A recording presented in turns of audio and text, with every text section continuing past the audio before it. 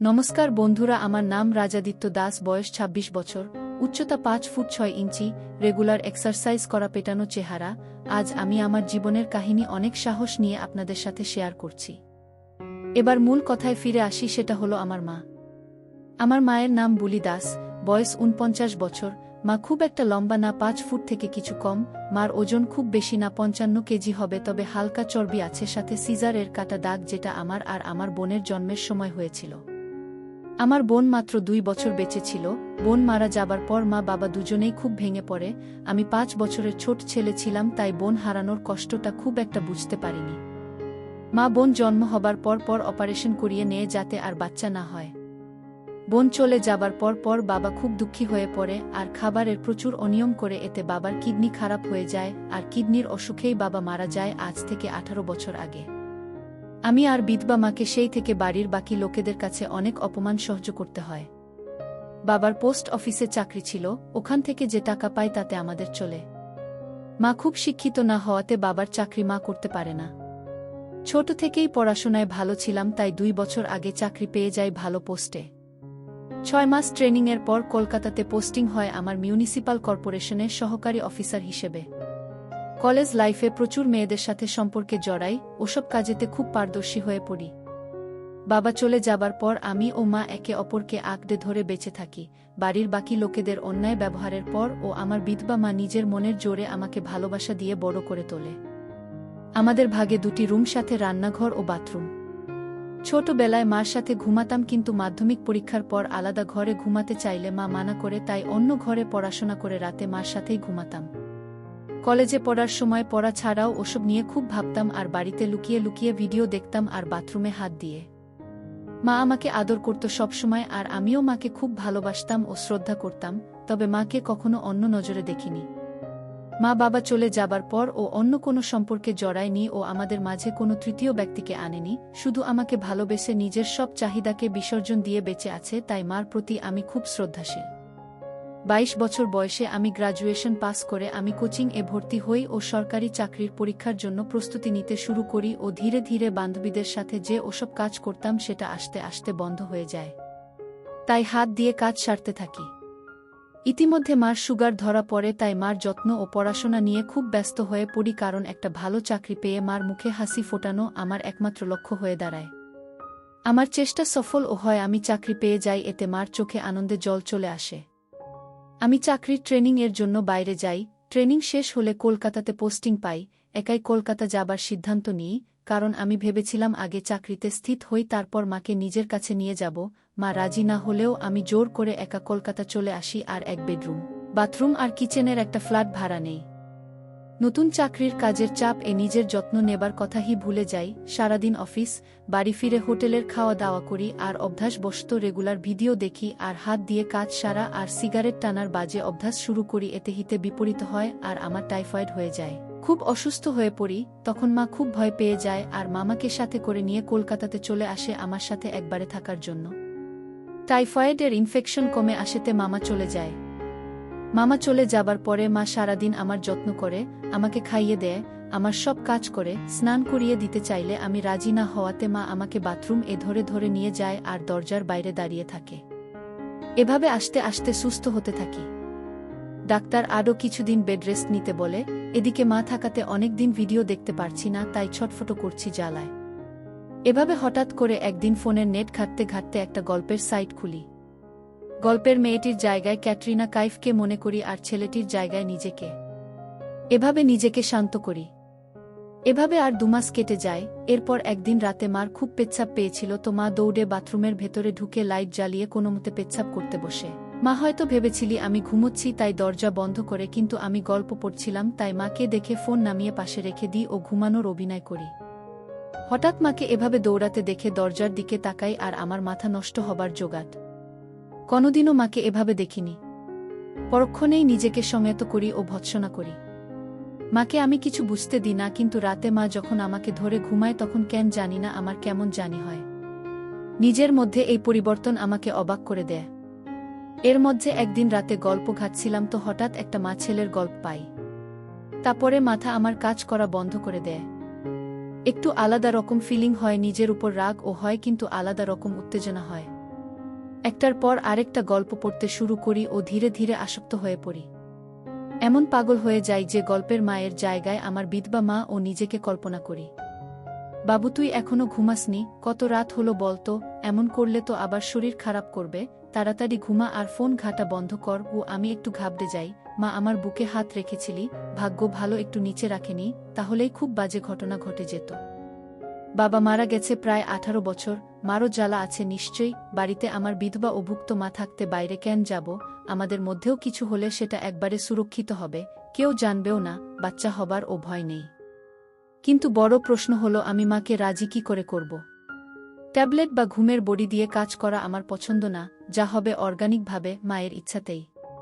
কিন্তু সেটা কিভাবে হবে বুঝে পাই না, প্রচুর রিসার্চ করি কিন্তু কোনো লাভ হয় না। আমি বিপাকে পড়ে যাই, কিভাবে কি করব। চোখের নিচে কালো দাগ পড়ে যায়, মা শুধু জিজ্ঞেস করে বাবু তোর কি হয়েছে, কিন্তু আমি কিছু বলতে পারি না। আমার জন্মদিনের দিন মা নিজের মতো করে আয়োজন করে, আমরা আনন্দ করি, এরপর মা আমাকে বলে জন্মদিন এ কি উপহার নিবি বাবু, আমি তখন বলি মা তুমি সুখী থাকবে, খুশি থাকবে, তোমাকে ভালো যেন রাখতে পারি সেই আশীর্বাদটা দাও। মা বলে তুই আমার খুব ভালো ছেলে, আমার স্বপ্নগুলো পূরণ করছিস, আমি খুব খুশি।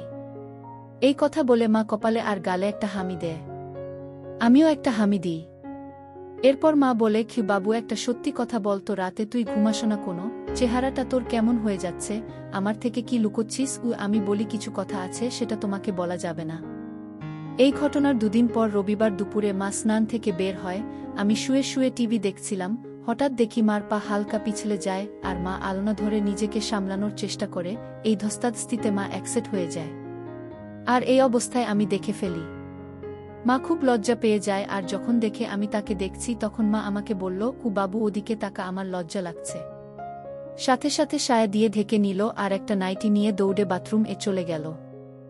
মা অনেকক্ষণ হলো বাথরুম থেকে বের হচ্ছে না দেখে আমি মাকে দেখতে থাকলাম, কিন্তু মা দরজা খুলছে না। অনেক জোরাজোরির পর মা দরজা খুলল, কিন্তু মার মুখ খুব গম্ভীর।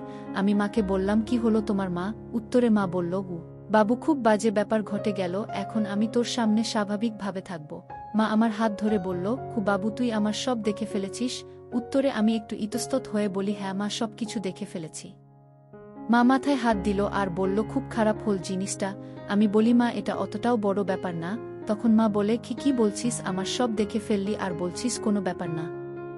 উত্তরে বললাম মা ও তো ভাবছ কেন তুমি, বাইরের কোনো তৃতীয় ব্যক্তি তো তোমাকে দেখেনি, আমি তো তোমারই অংশ, আমি দেখেছি, তুমি নিজের ইচ্ছেতে তো আমাকে সব দেখাওনি, ভুল করে হয়ে গেছে। নিজের ইচ্ছেতে দেখালে আলাদা ব্যাপার ছিল, আর তুমিও তো আমাকে কত অ্যাকসেট অবস্থায় দেখেছ। তাহলে কি আমি লজ্জা করে বসে থাকব, ঘরে চলো। এটা শুনেই মা বলছে বাবু সে তো ছোট থাকতে দেখেছি, এখন তো কত বড় হয়ে গেছিস, আর আরেকটা কথা নিজের ইচ্ছেতে যদি আমাকে দেখে ফেলতি তখন কি আমাকে খারাপ ভাবতি। আমি রেগে গিয়ে বললাম আগে শীতের পোশাক পরো, আমার খিদে পেয়েছে, একসাথে খাবো, তারপর আমি একটু বাইরে যাব। আমি স্নান করে আসি, তুমি পুজো দিয়ে নাও। আমি বাথরুম এ গেলাম আর হাতের কাজ সেরে নিলাম। আমার মাথা ঘুরে গেল, আমি তাড়াতাড়ি সব পরিষ্কার করে স্নান করতে লাগলাম আর মাকে নিয়ে ভাবতে লাগলাম যেভাবেই হোক মায়ের সাথে কাজটা করতে হবে। আমি হালকা হালকা ইশারা দেব মাকে। এই ভেবে স্নান করে বেরিয়ে দেখি মা খাবার রেডি করে ডাইনিং এ বসে আছে। আমি চুল আছড়ে বডি স্প্রে লাগিয়ে খেতে বসলাম, আর চোখে মাকে দেখছি মা নিচু হয়ে খাচ্ছে দেখে আমি বললাম মা কি হয়েছে তোমার, যা হয়েছে সেটা ভুলেও যাও তো। মা বলছে বাবু আমি ভুলতে পারছি না, খুব লজ্জা লাগছে গু। এই কথা শুনে আমি নিজের রাগ সামলে নিয়ে বলি মা আমি কি করলে তোমার এই লজ্জা কাটবে তুমি বল। তো মা বলে আমি কিছু জানি না রে বাবু। আমি এবার বলি ঠিক আছে, তোমার এই গোমড়া মুখ আমার দেখতে ভালো লাগে না, তুমি ছাড়া আমার আর কেউ নেই, আমি তোমার সামনে অ্যাকসেপ্ট হয়ে যাব, তুমি দেখে নিও, তাহলে তোমার লজ্জা যদি কাটে। আর মা তুমি পোশাক পরেও যতটা সুন্দরী, পোশাক ছাড়াও ততটা সুন্দরী। এটা শুনে মা একটু থমকে গেল। তখন আমি মাকে বলি আমি 8টার দিকে বাড়ি ফিরে আসি, তারপর সব কথা হবে। আমি বেরিয়ে আমার এক বন্ধুর সাথে আড্ডা দিতে যাই, কিন্তু মন লাগছে না, তাই 6টার দিকেই বাড়ি ফিরে আসি। মা আমাকে আসতে দেখে বলে এত তাড়াতাড়ি চলে এলি যে। আমি বলি তুমি এমন গোমড়া হয়ে বসে থাকবে আর আমি বাইরে আড্ডা দিব, সেটা হয় না। আর আকাশ তাও খারাপ করেছে, ঠান্ডা তাও লাগছে ভালোই, তাই চলে এলাম। আমরা একসাথে চা খাই, তারপর মাকে বলি এবার তুমি আমাকে খুলে বলো কি হয়েছে তোমার। তো তো মা বলে, তুই আমার সব দেখলি, তোর বাবা ছাড়া আর কেউ আমাকে দেখেনি, আজ তুই দেখলি, কেমন লাগছে? তোর সামনে আসতে লজ্জা লাগছে? খুব ভালো ছিলাম রে, কোনো অভাব ছিল না, কিন্তু কি জানি কি হচ্ছে। তখন আমি রেগে যাই আর বলি, কি তোমাকে পুরোপুরি অ্যাকসেপ্ট প্রথম দেখেছি হয়তো, কিন্তু তোমার প্রায় প্রতিটি অঙ্গ আমি দেখেছি যখন তুমি রাতে বাথরুম যেতে দরজা বন্ধ না করে। মা এটা শুনে একটু তো হয়ে যায়। এরপর আবার আমি বলি, এই মাঝ বয়সেও এত মেইনটেইন করে রেখেছ, পেটের ছেলে দেখেছে তাতেও লজ্জা। আর জিজ্ঞেস করতে না আমি কেন ঘুমাই না, সেটার উত্তর হলো রাতে ঘুম আসে না। ২৬ বছর বয়সে যে জ্বালা হয় সব ছেলে ঠিক তেমনই জ্বালা আমার, কাউকে বলতে পারি না, তাই ভালোবাসার অভাবে আমার এই অবস্থা। মা তখন বলে, নিজেকে সংযত কর, আর অন্য একটি উপায় আছে, সেটা কর, একটু আরাম পাবি, কিন্তু শরীরকে এভাবে কষ্ট দিস না বাবা। তখন আমি বলি, মা আমার কষ্টের পরিমাণ অনেক, তাই তোমাকেই বললাম, সন্তানের কষ্ট মা ছাড়া আর কেউ বুঝবে না। মা বলে, আমি জানি সোনা, একটা কথা বলি, আমিও তো নিজের চাহিদা ভুলে তোর জন্য বেঁচে আছি। তুই নিজে কষ্ট পেলে আমারও কষ্ট হয় বাবা, আমাকে একটু সুখ দে বাবা। আমি তখন বলি, তোমাকে সুখী করা আমার একমাত্র উদ্দেশ্য। আজকে রান্না করতে হবে না, বাইরে থেকে খাবার অর্ডার করছি, কাল তো ছুটি, কালকে বাড়িতেই আছি, তাই হালকা খাওয়া যাবে। মা এবার বলে, বাবু এটা বুঝিস, আমরা মা ছেলের মাঝে আমি কোনোদিনও কাউকে আনিনি, তুই ও আমাকে একটু সুখ দিস তাহলেই হবে। আমি বলি, তোমার জন্য আমি সব করতে পারি, যেমন তোমার লজ্জা ভাবটা আগে কাটাই বলে বাথরুম গিয়ে হাত পা ধুই আর সব বাইরের জামাকাপড় ছেড়ে একসেট হয়ে বাইরে বের হই। মা চা খাচ্ছিল, আমাকে এই অবস্থায় দেখে চমকে যায় আর মার হাত থেকে কাপ নিচে পড়ে যায়। মা বলে উঠে, বাবু এ কি অবস্থা তোর, কেন এমনটা করলি? আমি ওই অবস্থায় মার সামনে গেলাম আর মাকে বললাম, তোমার লজ্জা কাটানোর জন্য আর কোনো উপায় ছিল না, তুমি তো নিজের ইচ্ছেতে সব কিছু দেখাওনি, তাও লজ্জা পাচ্ছ। আমি নিজের ইচ্ছেতে তোমাকে সব দেখলাম, কিন্তু দেখো মা, আমার একটু ও লজ্জা করছে না। তোমার লজ্জা আশা করি এবার কেটে যাবে, আমরা একে অপরের পরিপূরক, আমাদের মাঝে কেউ আসবে না, তোমার সব কষ্ট আমি দূর করব, এভাবে মনমরা হয়ে থাকবে, আমি সেটা দেখতে পারছিলাম না। মা আমার কথাগুলো শুনছিল আর এক দৃষ্টিতে আমাকে দেখছিল। তারপর মা বলল, খুব কাপড় পরে নে, অসভ্য ছেলে, ঠান্ডা লেগে যাবে। আর লজ্জা করব না ঘি বলে দাঁড়ালো আর একটা হামি দিল আর রান্নাঘরে চলে গেল। নিজেকে আয়নাতে একবার দেখলাম আর ভাবলাম, চেহারাটা বেশ আমার।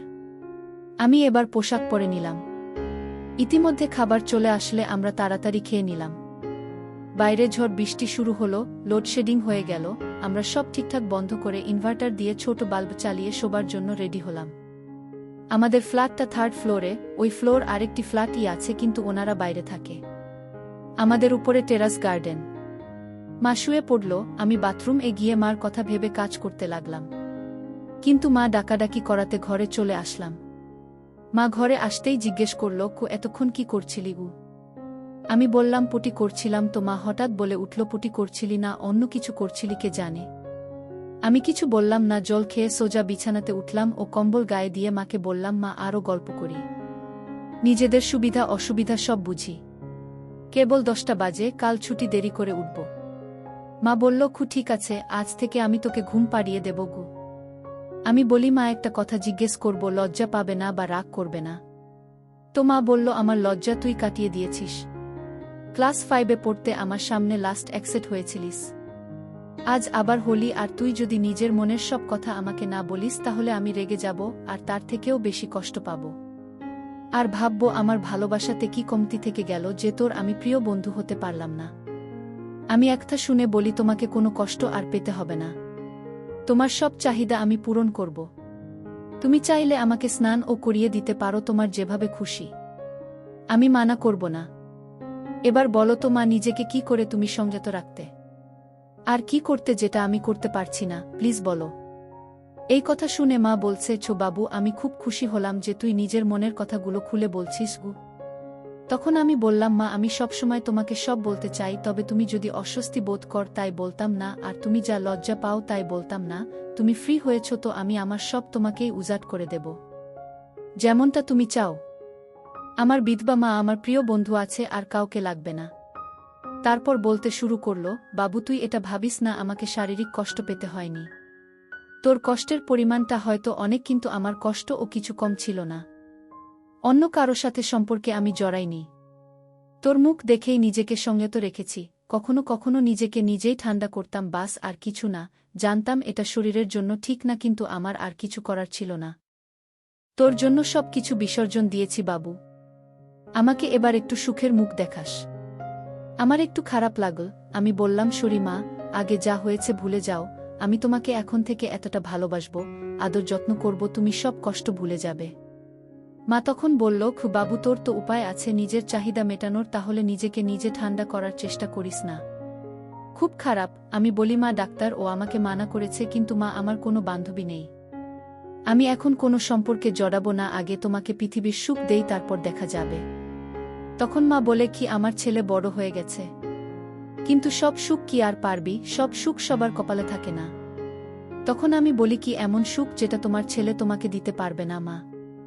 তখন মা আমার গালে হাত দিয়ে আমাকে বলে, পারবি না রে বাবু, পারবি না, আমাকে ওই সুখ দিতে পারবি না।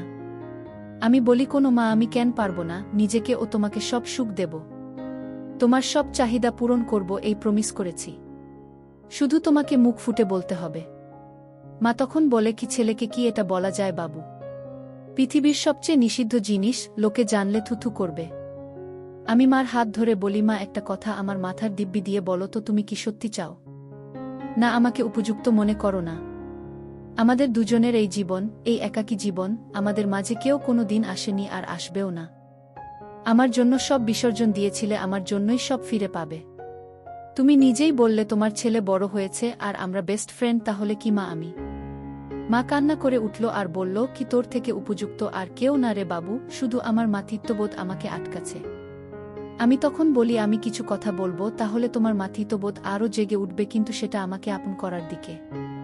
মা তুমি কি জানো, আমি শরীর খারাপের সময় ইন্টারনেট থেকে গল্প পড়তাম আর নিজেকে ঠান্ডা করতাম। গল্প পড়ে হঠাৎ তোমার আর আমার কথা মনে পড়ে যায় আর খুব গরম হয়ে যায়। মনের চাহিদা তোমাকে পাবার চাহিদাতে পরিবর্তন হয়, কিন্তু কোনো পথ খোলা না থেকে খুব কষ্ট পাই। ডাক্তার দেখায়, সেটা তো তুমি জানোই মা। মা তোমার ছেলে বেড়াজালে জড়িয়ে পড়েছে। আমি খুব কষ্ট পাচ্ছি মা, আমাকে বাঁচাও। তোমাকে লুকিয়ে লুকিয়ে দেখি, তাই সেদিন তুমি খুব লজ্জা পাচ্ছ দেখে আমি নিজেই অ্যাকসেপ্ট হই, সব দেখানোর জন্য। আমি তোমাকে সুখ দিতে চাই, তোমাকে সুখী করতে চাই, ছেলের কর্তব্য পালন করতে চাই। তুমিও আমার কষ্ট দূর করে মায়ের দায়িত্ব পূরণ কর। আমাকে নাও মা। মা তখন বলে, কি তোর মনে এত কিছু ছিল বাবু, তোকে আমি নিরাশ করব না বাবু। আমাকে সুখ দে, তবে বন্ধুর মতো না, যা হবে মা ছেলে হয়েই, আমি মা হয়েই তোর কাছে সব চাই। আয় বাবু কাছে আয় আরও। আমি মাকে আই লাভ ইউ বলে নিয়ে মাকে উঠে বসতে বলি আর লাইট জ্বালিয়ে দিই। মা কিছু বলার আগেই মাকে পা ছুঁয়ে প্রণাম করি আর বলি, এটা আমাকে ছোট থেকে আগলে রাখার জন। এরপর যা হবে সব নতুন, সব আলোতে হবে, আর যদি কোনো ভুল ত্রুটি করি তো ক্ষমা করে দিও বলে কাজ শুরু করে দিই।